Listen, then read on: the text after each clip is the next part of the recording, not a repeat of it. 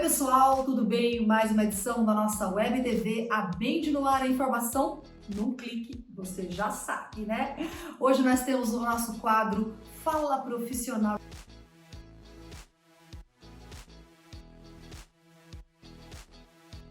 Eu vou falar de um assunto muito interessante, até tenho recebido alguns e-mails aí querendo saber mais sobre acesso por corda.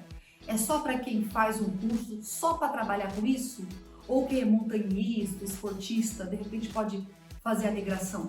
Não sei, mas vamos descobrir já já, que eu estou com um especialista aqui para conversar com a gente. Mas antes de eu apresentar meu convidado, se você ainda não se inscreveu no nosso canal, inscreva-se ainda hoje no nosso canal, compartilhe os nossos programas, dê um likezinho aí, faça seus comentários, ativa aí o sininho das notificações para você ficar atento aí nas nossas pautas, ok? Agora sim, eu estou com o Thiago Santos, ele é nível 13 em acesso por corda. Se você não sabia, fique sabendo, nós temos certificação em acesso por corda, ele é nível 3. Ele também é examinador e é instrutor aqui da Bend. Cadê o nosso querido Thiago? Tudo bem? Olá, tudo bem? Obrigada, primeiramente, por estar conosco. Thiago, eu estava falando um pouquinho aqui da área de acesso por corda, mas antes da gente entrar no segmento em si, queria que você contasse um pouquinho sobre você. Quem é Thiago Santos? Tá bom. Obrigado, primeiramente, o convite aí da Bend para falar um pouco sobre acesso por corda, né? Hoje é a minha atividade fim, eu trabalho, vivo bastante sobre isso, né? Eu comecei, aí você estava falando sobre o esporte, tá? Eu comecei nisso quando eu era mais novo, comecei com a parte do montanhismo.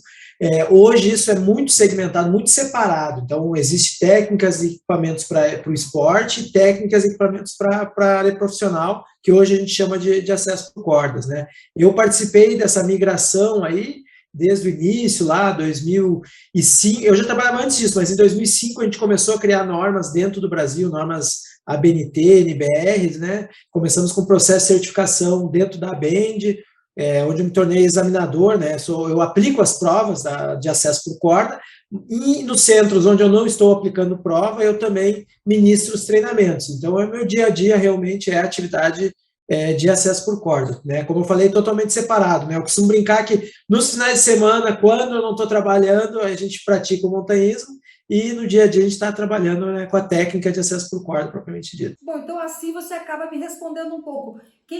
O montanhista, a pessoa que está querendo entrar na área e que só utilizou o acesso por cordas para lazer, ela pode fazer essa migração? Sim, pode.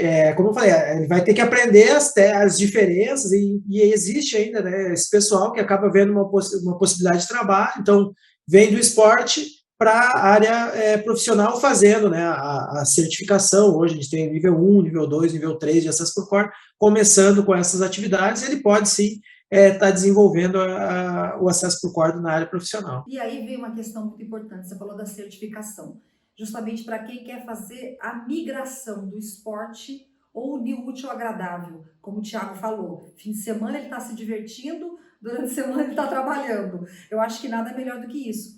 Mas aí que entra a certificação profissional, não é, Thiago? Ela é uma forma de adequar a atividade aos padrões de segurança. Explica melhor, que você pode falar com propriedade em relação a isso. Tá, legal. Então, eu estava comentando, né, que em 2005 a gente começou a criar as normas da ABNT para o acesso por corda, que é o nome, né, que a gente definiu para a atividade profissional. E o que para a gente tem uma grande valia é que a gente fez, então, as normas ali, começamos com esse trabalho em 2005, depois as normas saíram em 2007, 2008, foram criadas propriamente as normas de acesso por cordas. E o que para a gente é muito importante é que a gente tem no Brasil, né, as normas regulamentadoras, a NR35, que é uma norma específica para trabalhar a altura. Ela, desde 2014, ela tem um anexo específico para tratar de acesso por cordas. E dentro da NR35, então, vamos lá, só para separar, né? Então, NR, norma regulamentadora, todas as empresas têm que cumprir, e NBR... Ou seja, é uma lei. Isso, é uma lei, uma regra, todas as empresas têm que cumprir. Já as NBRs, né, são normas voluntárias, então algumas empresas adotam, são boas práticas para determinados segmentos aí. No caso do acesso por corda, tem um diferencial aí, que a NR, né, a norma regulamentadora 35 de trabalho em altura, ela fala, olha, tem várias formas de trabalhar em altura, mas se a opção for acesso por corda, o profissional tem que ser certificado conforme a NBR, e os procedimentos a serem seguidos também tem que atender às NBRs. Então, a partir disso, é uma regra. Para trabalhar com acesso por cordas, tem que ter a certificação de acesso por cordas, né? São duas normas, esclarecendo a NBRs, né? Uma é de qualificação e certificação, e outra de procedimento para aplicação do método. Então, as normas se complementam, mas se eu quiser realmente trabalhar no âmbito profissional, eu vou ter que buscar essa certificação aí. Quer dizer, uma obrigatoriedade, como o Thiago explicou, né? Hoje em dia, se você quer trabalhar com isso, você tem que ser certificado porque existe uma lei, é compulsório. Precisa estar devidamente certificado para que a atividade seja executada de forma satisfatória e segura, né? E falando em segurança, bom, eu aqui, né, como leiga no assunto, a gente anda para a rua de carro, vê o pessoal se pendurado nos prédios, dá até frio, né? Dá um friozinho na barriga, como a gente fala. É muito arriscada essa profissão, Thiago. Eu digo assim, por exemplo, tem que ter um perfil, a pessoa tem que estar, não pode ter medo de altura, tem que estar saudável. Existe esse perfil biológico também para trabalhar com acesso por corda? Essa foi uma pergunta interessante, assim, né? Porque existe pré-requisitos, enfim, tem uma questão de avaliação física, né? Ou tem o ASO, Atestado de Saúde Ocupacional, e está lá escrito hoje na NR35 que tem que estar sendo feitos exames complementares voltados para verificar se a pessoa não tem um mal súbito. Imagina se o cara passa mal lá em cima, né? Então, tem que ter um atestado de saúde pensando nisso, né? Mas se a pessoa tem essa aptidão, se passa pela essa área médica, tem o treinamento, daí ela pode trabalhar. Com relação ao risco, né, a gente fala, né, que a gente está exposto ao perigo da altura, do risco né, e o risco é o de queda da pessoa, mas em termos de procedimentos e técnica, o acesso por corda é considerado bastante seguro, porque, como eu falei, a gente já tem técnicas e procedimentos aí, conforme as normas e tudo mais. O grande desafio que eu diria que a gente tem quando a gente olha realmente, está na rua e olha um monte de coisa, é fazer com que aquilo que eu participei de elaboração de norma, de procedimento e de leis, aí, então o desafio é fazer com que essas leis sejam cumpridas lá na prática, né? Então, se for feito tudo conforme está prescrito aí nas normas, é possível fazer de forma segura.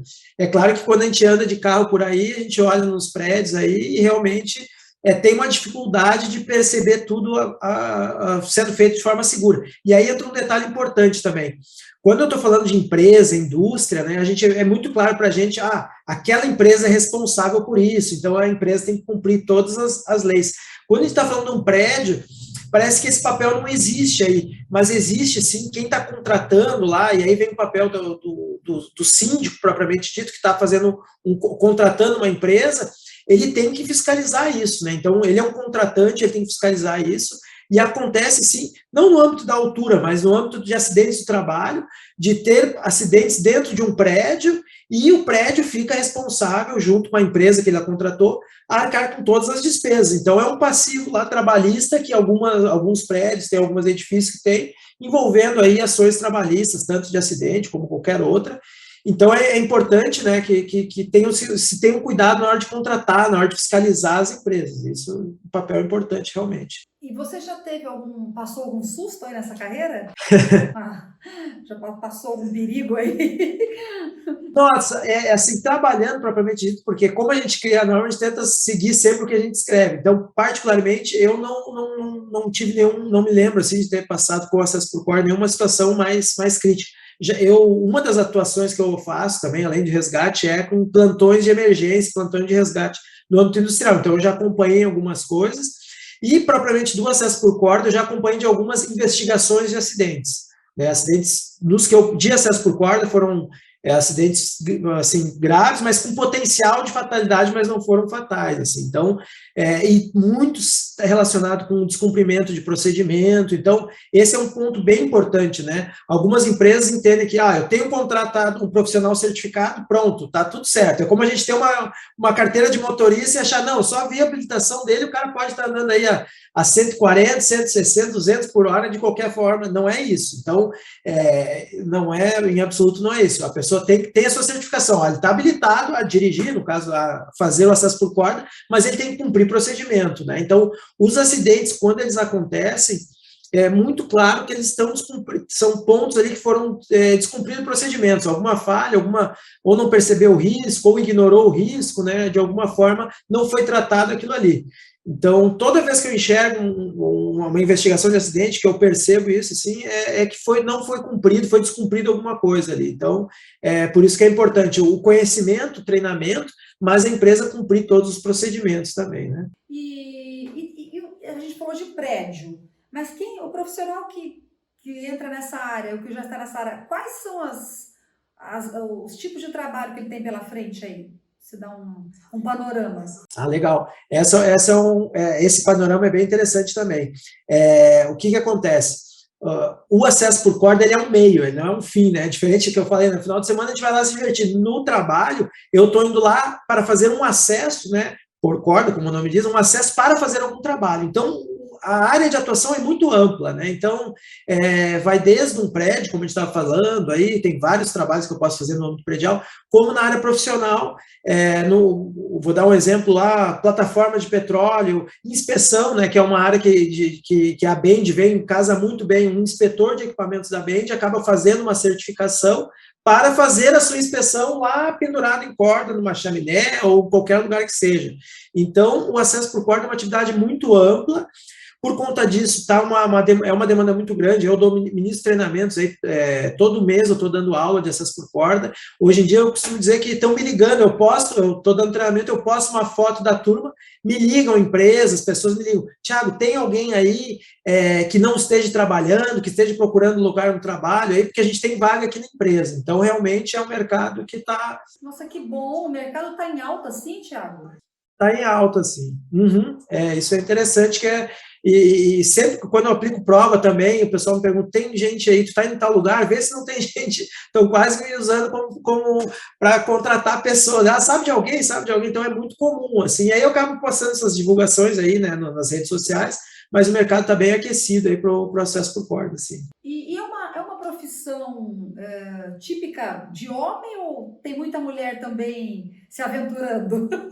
Não, tem mulheres também, a gente tem bastante incentivo aí para que as mulheres participem aí do acesso por corda, tem mulheres níveis 3 de acesso por corda, instrutoras aí, realmente tem, inclusive existem no acesso por corda, não chega a ser existem as competições de acesso por corda, mas não chega a ser um esporte, assim, provavelmente dito, são competições em que se juntam lá, às vezes fabricantes de equipamento, fazem umas competições, e hoje até uns recordes lá de subida e descida por corda, tem uma competição lá, que é de uma brasileira, inclusive, nível 3 de acesso por corda Band, que ela subiu e desceu lá, tem no tempo mais rápido dessa competição. Então, as mulheres têm sua habilidade, têm seu espaço também nessa atividade, sim. E como você falou, né, são lugares, acesso por corda são lugares onde o andaime não chega, né? Então, exatamente. É uma área que a gente imagina que não tem crise, parada, porque como é que você vai limpar uma janela de um prédio? O que mais? Dá para fazer resgate, né? Também tem o acesso por corda? Isso, tem muitas atividades que envolvem o acesso por corda. A NR35, ela prevê até que a gente tente eliminar o trabalho em altura, né? Então, muitas vezes a gente pensa, se fosse por essa premissa, que talvez em algum momento não ia ter um trabalho de acesso por corda. Mas o eliminar é pensar primeiro que eu não subir em altura. Só que, no fundo, acaba que muitas vezes eu tenho que trabalhar e não tem outra solução. Então, o acesso por corda é a última opção, mas ainda assim é uma opção viável, segura, fazendo os procedimentos. Então, sempre tem espaço para acesso por corda. Eu diria, de cada 100 atividades, uma ou outra eu consigo eliminar. As outras 98, 97, eu tenho que fazer de forma segura, e o acesso por corda é uma das atividades mais seguras. Em comparação com números de acidentes e tudo mais, né, o andaime, a gente sabe que também existem seus procedimentos, mas existe muito descumprimento aí. Quando a gente vai para o acesso por corda, a gente vê que é muito mais criterioso, muito mais rigoroso, porque envolve essa certificação das pessoas e tudo mais.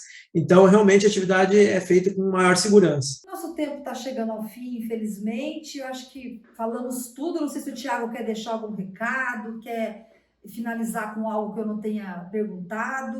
Não, mais uma vez agradecer aí o convite, a oportunidade para estar falando do acesso por corda. É o meu dia a dia, é o que eu trabalho, e eu sou muito motivado nisso, estou sempre falando sobre isso, sempre que posso, estou falando sobre isso, e é uma oportunidade para quem está, é um diferencial, eu diria assim, né? Tem muitas empresas, muitos setores, a indústria petroquímica, indústria do petróleo mesmo, trabalho offshore, é um diferencial. Antes, é um diferencial estar trabalhando, ter o acesso por corda. Antes era um trabalho específico, uma ou outra pessoa fazia o acesso por corda. Hoje é um diferencial. As empresas conhecem o acesso por corda, então qualquer profissão, um caldeireiro, um pintor, um inspetor, é um diferencial no seu currículo ter o acesso por cordas. É isso aí. Tiago, mais uma vez, obrigada, parabéns aí pelo seu trabalho nessa área brilhante aí. Continue com a gente. Em outros momentos aí você volta aqui para o nosso AppTV, que o convite já fica dado aqui agora, tá bom? Tá bom, obrigado aí. Para o segundo programa. E agradeço a você também que ficou conosco até agora. Muito obrigada pela sua companhia, pela sua audiência, pelos seus likes, pelos seus comentários. Continua com a gente, coloca aí a sua sugestão de pauta, quem que você quer ver conversando comigo aqui no estúdio, sentadinho aqui no meu sofazinho, ou online, como o Thiago falou com a gente, tá bom? Tô esperando aí qual assunto você quer saber mais da área de inspeção, atmosferas explosivas, acesso por corda, qual técnica de end, qual liderança você quer ouvir aqui. Manda aí que a gente tá ligado. Muito obrigada, fique com Deus e até o próximo programa. Tchau, tchau!